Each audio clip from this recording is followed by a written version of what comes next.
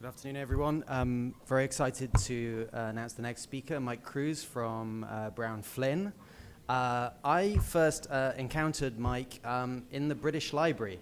Not physically Mike, but Mike in published form. His book, The Integrated Reporting Movement with Bob Eccles, was fairly early on in my journey in sustainability that I read that book and really helped sort of clarify some of my thinking. Mike is a senior advisor at BrownFlynn. BrownFlynn, a very generous supporter of CECP. Mike and I are also working together on a project called the Method of Production of Long-Term Plans, where we try to talk to some of these companies and really kind of look under the hood of what their internal process was for producing these long-term plans and how perhaps that process affected plan quality. It's a delight to work with Mike on that. Mike's going to talk a little today about integrated reporting. So over to you, Mike. Thank you. Thank you. Don't panic, Mark. It's 20-point type. It's not a long presentation. Companies today are faced with almost a constant demand for information from investors and analysts, ratings and ranking agencies, regulators, NGOs, and other stakeholders. They meet these demands by publishing a variety of reports, 10-Ks, Qs, proxy statements, sustainability reports, and responding to questionnaires and surveys. In addition, documents such as privacy statements, governance guidelines, codes of conduct, supplier policies, all can be found on a corporate website. But specific information about a company's long-term vision, strategy, and execution plan much harder to find. The Strategic Investor Initiative, CEO Investor Forums, are a first step towards moving from backward-looking short-term metrics buried in multiple reports to a stronger focus on long-term corporate viability. An article was published in 2015, The Real Business of Business, that was written by 3 McKinsey partners, explore how an organization can achieve long-term viability. And ever since I read that article, one point has stuck with me. The authors made an assertion that C-level executives must learn to focus on creating value, not only for current shareholders, but also for future generations of shareholders. Striving to create value for both today's and tomorrow's shareholders contribute to overcoming short-termism, a problem that actually brought us together today. Solving the problem of short-term thinking requires several different approaches. The CEO Investor Forums are one. ESG integration projects by investors are another. Activism by long-term focused investors. Research by academics, by McKinsey, by FCLT Global are all steps in the right direction. The concept of integrated reporting is also a response to short-term thinking.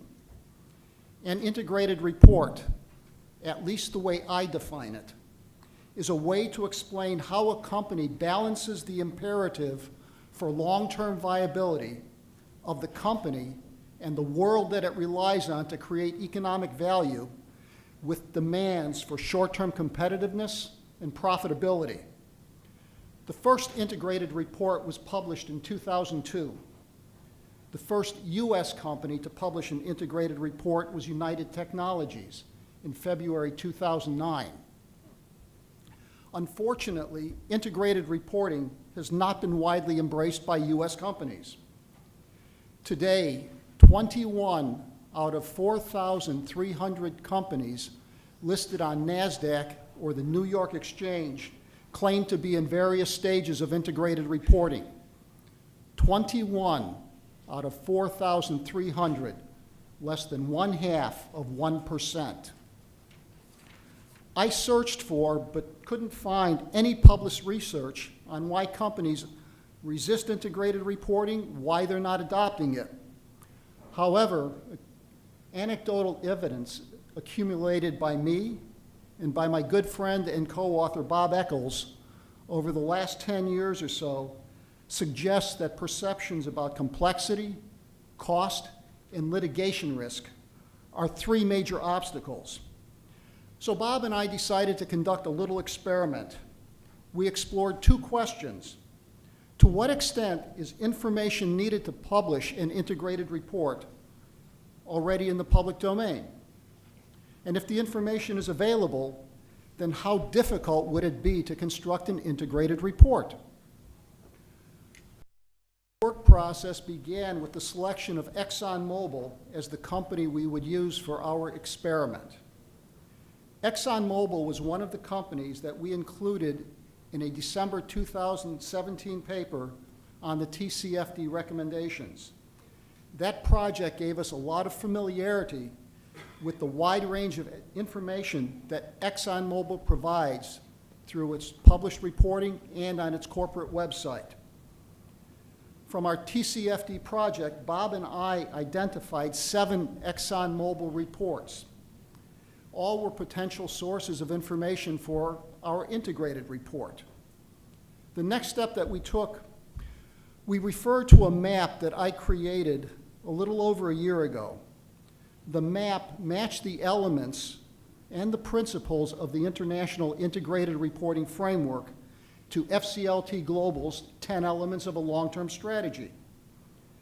The real work was using that map to organize the information culled from ExxonMobil's SEC filings, other reports, and their website. I have to admit, it was a mind-numbing exercise, but it was worth the effort. Here's what Bob and I learned from our experiment. First, using publicly available information, we were able to construct a decent 40-page mock integrated report for ExxonMobil. Our integrated report covered the integrated reporting framework's guiding principles, content elements, and some but not all of the capitals. I want to emphasize that my use of the word decent to describe the report is meant to convey the idea that without oil and gas industry expertise or in-depth knowledge of ExxonMobil, there was no way that I could adequately capture and convey all of the information that should be in what might be considered an excellent integrated report. Second, we spent about 40 years constructing, reviewing, and editing the report. Now I want you to think about this. If two old guys with gray beards can create an integrated report from public information in less than 40 hours, then how hard and how costly can the integrated reporting process really be? Let me be clear that that point isn't directed at ExxonMobil. It's directed at every U.S. publicly held company. Next, a more important finding is the fact that all of the information in the mock integrated report comes from documents in the public domain. This belies the concern that increased litigation risk might arise from the disclosures in the integrated report. It's already in the hands of the public. The result of our work is a paper titled Constructing ExxonMobil's First Integrated Report, an Experiment. It has been uploaded to ssrn.com. And now there's one thing that I hope is interest to Mark, Daryl, and the entire SII team, as well as all of the network partners. As everyone in this room has heard, in February 2018, the Investor Subcommittee of the SII Advisory Board published a letter to CEOs that outlined 7 elements that should be in a CEO presentation of a long-term plan. Our mock integrated report touched on all of these elements. Similar to my description of the mock integrated report as decent, I would say that I did a decent job of touching on the 7 points in the SII letter. Some of the points were covered well, while others were addressed in what I can only describe as a superficial way. Again, any cross-functional corporate team would do a much better job than I did in addressing those 7 points. For the next step in our experiment, Bob and I are exploring the feasibility of creating an integrated report generator tool. The tool would use machine learning and natural language processing to comb through public information to create, again, a decent, not a perfect integrated report. The purpose of the tool is really to provide stakeholders with a way to create an integrated report for any listed company. However, the real objective is to goad companies into publishing their own integrated reports. If we can create this tool, we hope to house it on a publicly available website that would be free to anyone.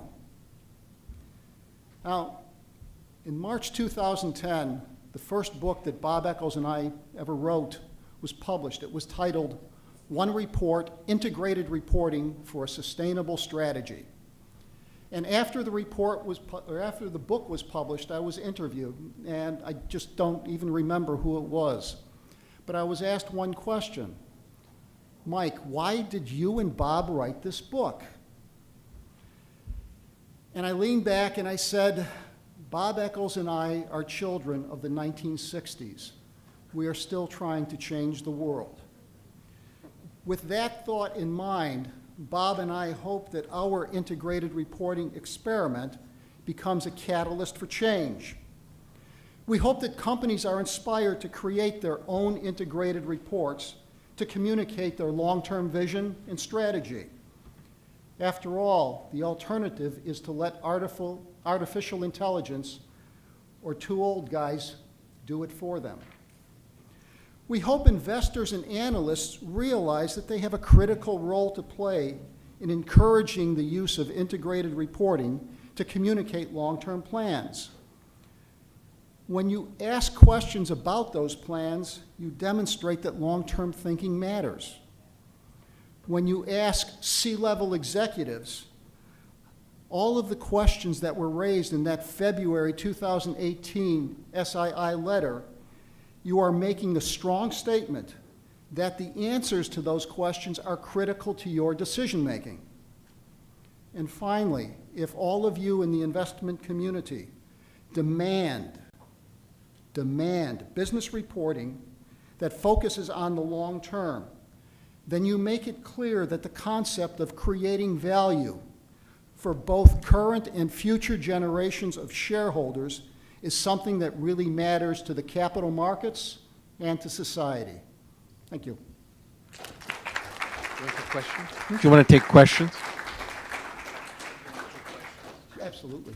If there's time, yes. Is there any questions?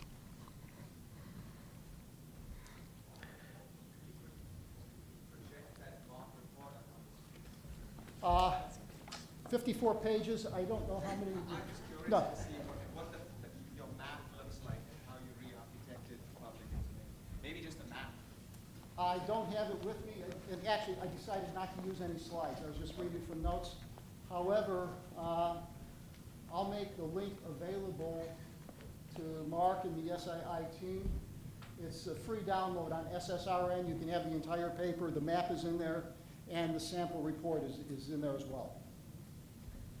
Faraday? Thanks for the conversation. And we've had a lot of conversation in the general debate about where this information is reported and in what form. And so I was hoping you could describe from your perspective, what is the existing value proposition of having a specific integrated report as opposed to, you know, existing 10K, separate sustainability report, or the various channels on the internet of just communicating broadly to investors?